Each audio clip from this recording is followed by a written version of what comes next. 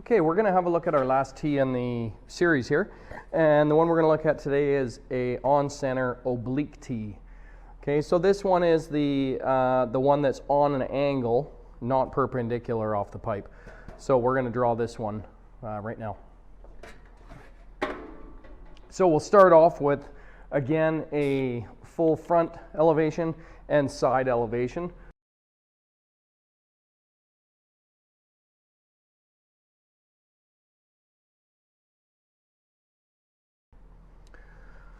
Okay, so far I've got my front elevation. I've drawn my tee at 45 degrees. Projected over, I have my pipe sitting here. Now this is the only tee, an oblique one, that we cannot get all our information from the end view. And you'll see as I project a line over, if we imagine that spinning towards us, again, let's look at this one. We're here, we have our oblique tee here, and if I spin it in here, we lose the reference of how long our element lines are going to be. We don't have that anymore. So when we see them here, they are a true length, which they were in all the other tees we did. We used the front elevation. We could pick up our element lines from there, but we could shortcut it down to this view only. We also had a given seam height, the height that was consistent along the tee that was the same above the peak of the pipe here. These ones are going to vary. They're all different. So this is the one tee that we don't have a choice, we have to create the miter line and work from the front elevation. So what that means is as I project in here, my height doesn't matter in this view. Okay? It again comes down to where the tee is going to hit the pipe, and then those will come horizontally.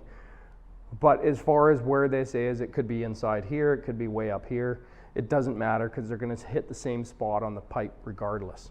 So I'm just going to project over from one peak of my point here.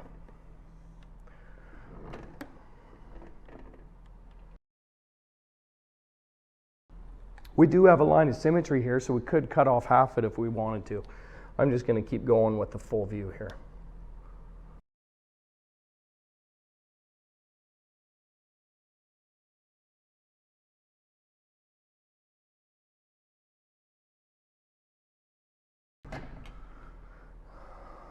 Now this one again is on center, and when we have our on center tees, it will follow our pattern of over one, down one, and that will be on the pattern or the stretch out itself. It will also follow it here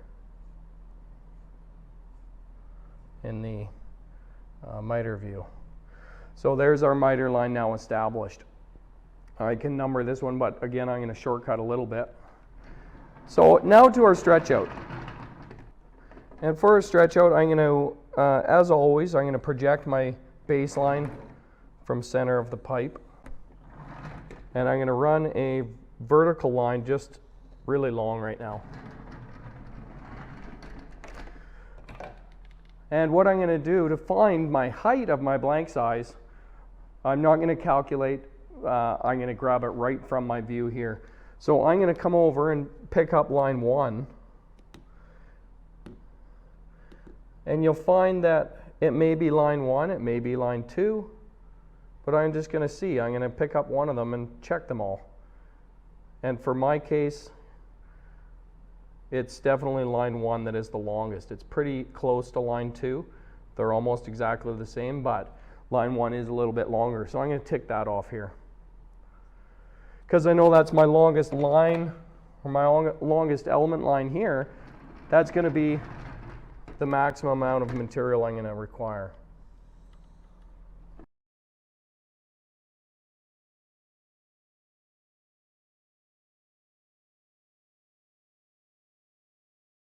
And then we'll go there. I'm going to put my, excuse me, in this case, I'm going to put my seam on the number 7, because that's my shortest line.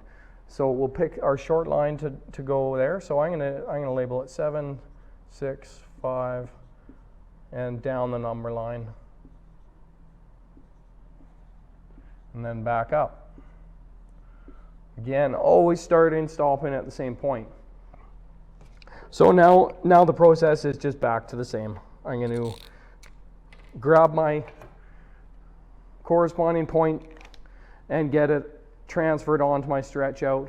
Coming from the top down, I'm going to pick up 7 here, and I'm going to swing it down, and I have 2 7s in this case because I've only used that for numbering, and I'll go to 6 next.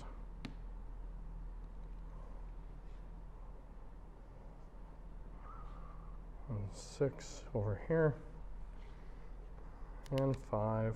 So remember in 2, it's a common error that we come in and we grab the profile height. That's not included. The T stops here. Okay, so I'm grabbing only to the top of the T. And that's 5. Swing 5 down.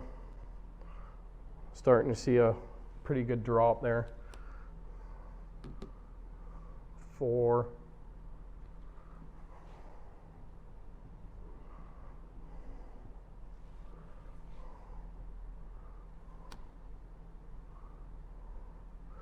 3.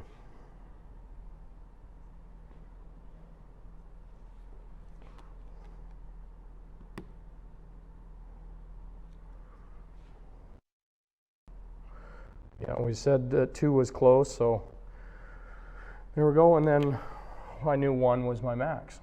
There we go. So that's our pattern. Now again, things we've talked about before. We know there's a change in direction here by the way it comes back together. So this will actually be going down on the other side. So we need to make sure that comes in ready to go down.